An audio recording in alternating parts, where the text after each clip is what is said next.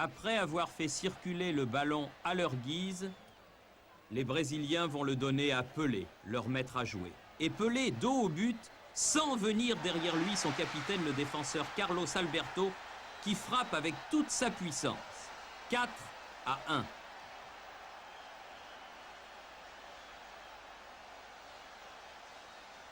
L'arbitre est-allemand, M. Rudi Glockner, siffle la fin du match. Le Brésil de Pelé a remporté sa 3e Coupe du Monde. La Coupe Jules Rimet est définitivement brésilienne.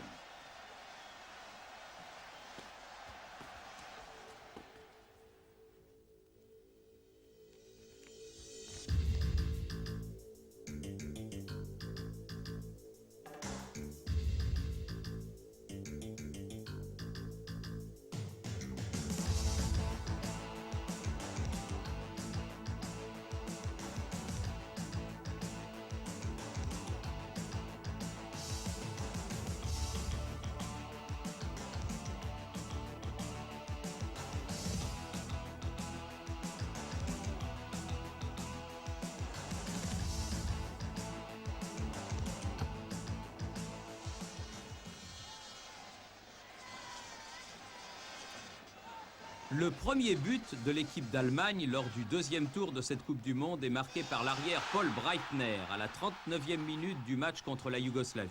Une frappe terrible contre laquelle le gardien Maric ne peut absolument rien.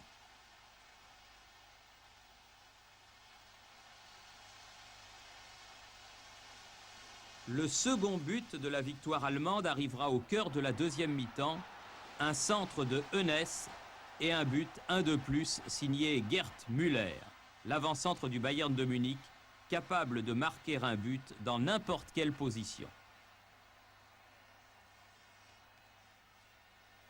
Après avoir battu l'Uruguay et la Bulgarie et fait match nul contre la Suède, les Pays-Bas se présentent invaincus face à l'Argentine à Gelsenkirchen pour le premier match du 2e tour.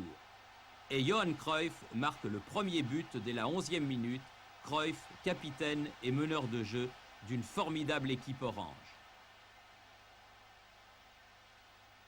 Un quart d'heure plus tard, corner de Niskens, dégagement du gardien Carnevali et tir de Rudi Krol. À la mi-temps, les Néerlandais mènent 2-0. C'est sous une pluie battante que se déroule la 2e période, ce qui ne ralentit en rien la marche en avant des joueurs néerlandais. Johnny Rep marque le 3e but sur une passe de Cruyff au terme d'une brillante action collective. Cruyff marquant lui-même le 4e et dernier but à l'ultime minute après un dernier tir contré de Van Hanegem.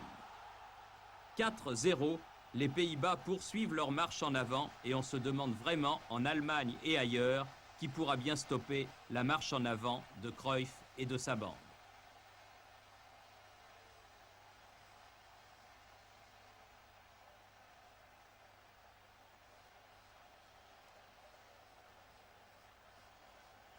C'est contre la Suède et la Pologne que les Allemands, en vert, jouent leur place en finale.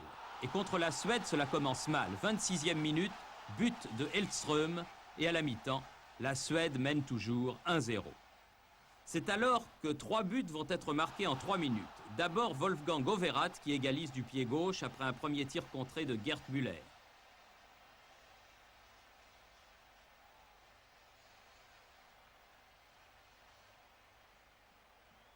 Puis Rainer Bonhoff qui donne l'avantage à l'Allemagne, le gardien suédois Ronny Hellström n'ayant pas eu beaucoup de chance et les poteaux avec lui sur ce coup.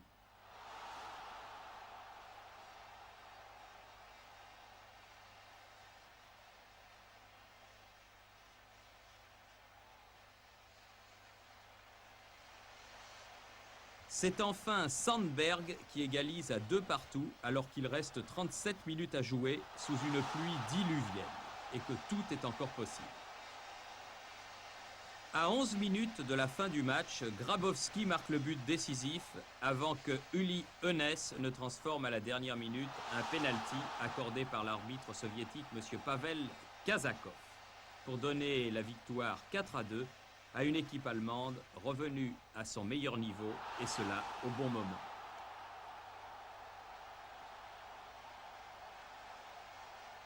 Après avoir battu l'Argentine 4-0 et la RDA 2-0, les Néerlandais en blanc rencontrent le Brésil à Dortmund pour une place en finale de la 10e Coupe du Monde. Comme souvent en pareil cas, ce match dont on attendait beaucoup, sans doute trop, fut loin de tenir ses promesses. Ce fut une farouche bataille, un combat où les mauvais coups furent nombreux de part et d'autre du reste, de belles actions venant ça et là, rappeler qu'il s'agissait tout de même d'une demi-finale de la Coupe du Monde de football.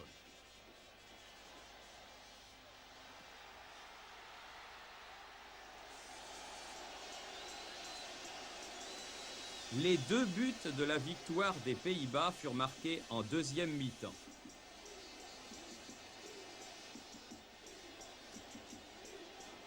Le premier sur un coup franc joué rapidement entre les 2 Johan du Football Club de Barcelone, Cruyff et Niskens, à la 50e minute.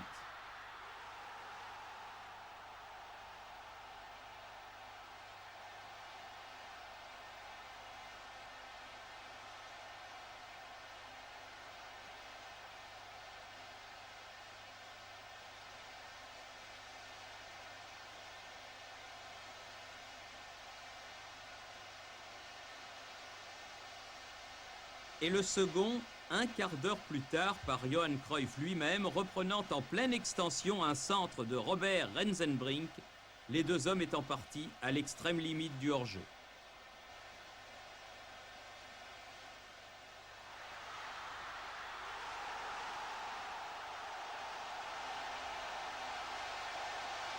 Victorieux 2-0, les Néerlandais, pour la première fois de leur histoire, vont disputer à Munich la finale de la Coupe du Monde. Le dimanche 7 juillet 1974, la finale de la 10e Coupe du Monde commence par un coup de théâtre. Ce sont les Néerlandais qui donnent le coup d'envoi et qui, prudents, se passent et se repassent le ballon.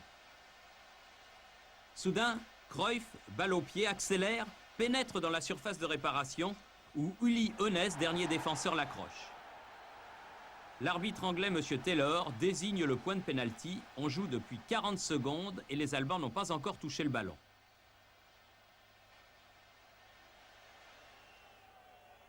Johan Niskens ne fait pas de sentiment, tire en force et les Pays-Bas ont un but d'avance.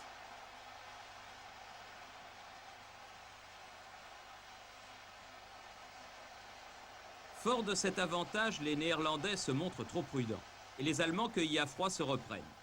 Ce sont eux qui attaquent. Olsenbeim est accroché à son tour par Wim Janssen dans la surface et pour la 2e fois en moins d'une demi-heure, M. Taylor accorde le penalty qui, celui-là, est transformé en finesse par Paul Breitner.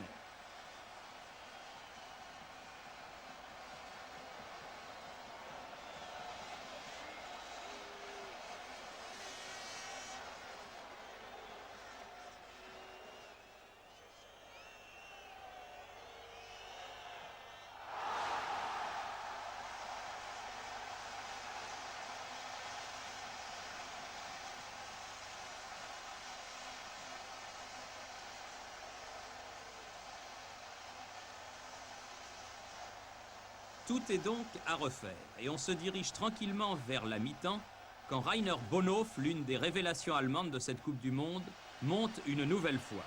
Il glisse le ballon à Gerd Müller qui réussit encore un but à la Müller, celui-là décisif. Et à la mi-temps, les Allemands ont pris l'avantage, un avantage qu'ils garderont jusqu'au bout, les Néerlandais ayant raté le seul match qu'il ne fallait pas manquer, au contraire des Allemands, exact au rendez-vous que leur avait fixé l'histoire pour leur Coupe du Monde organisée sur leur sol.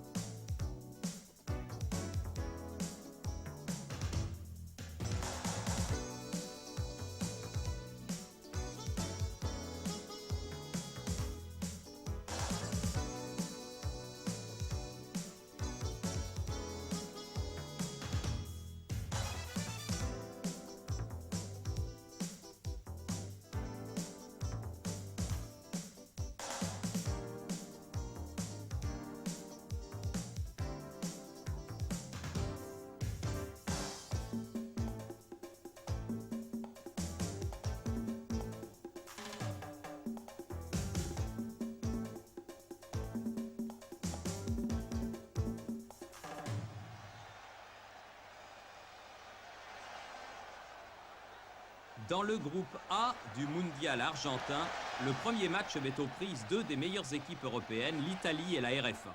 Un match qui allait se terminer sur le score peu glorieux de 0-0, mais que les Italiens auraient mérité de gagner sur deux occasions offertes à Roberto Bettega, la première sauvée par Kaltz,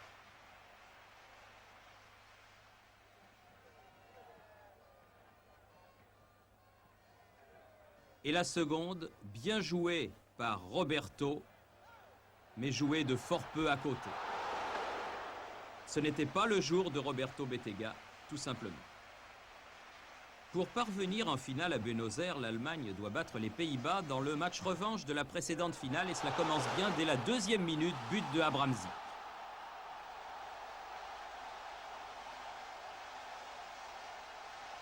Les Néerlandais ne se découragent pas pour ce mauvais départ et Ariane égalise d'un tir terrible de près de 30 mètres.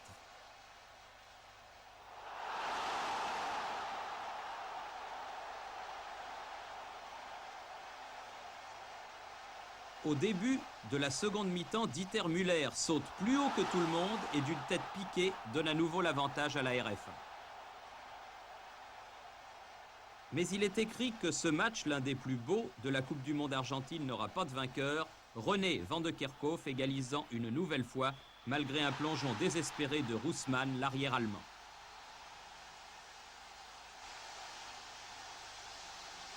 Pour parvenir en finale de son mondial, l'Argentine doit battre le Pérou par 4 buts d'écart au moins. En première mi-temps, Kempes et Tarantini marquent. Puis après le repos, Mario Kempes, le meilleur buteur de ce mondial, marque à nouveau.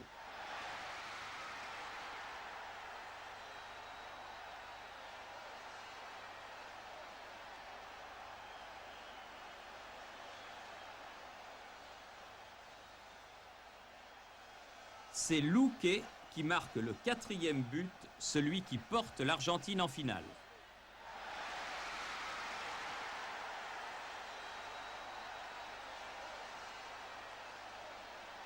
Le 5e est pour René Roussmann.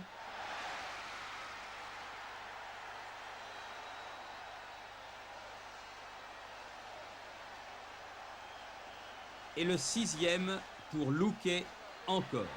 Un résultat qui fera couler beaucoup d'encre à Rio de Janeiro. On mettra le feu au consulat du Pérou.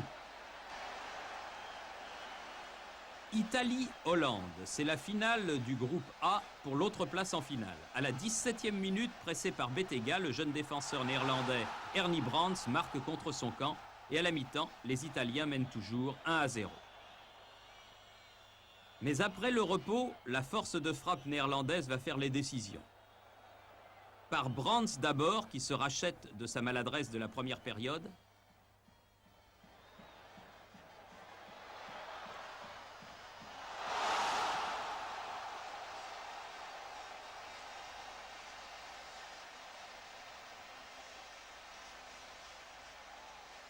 Puis par Harry Hahn d'un tir de 35 mètres. La finale opposera donc les Pays-Bas à l'Argentine.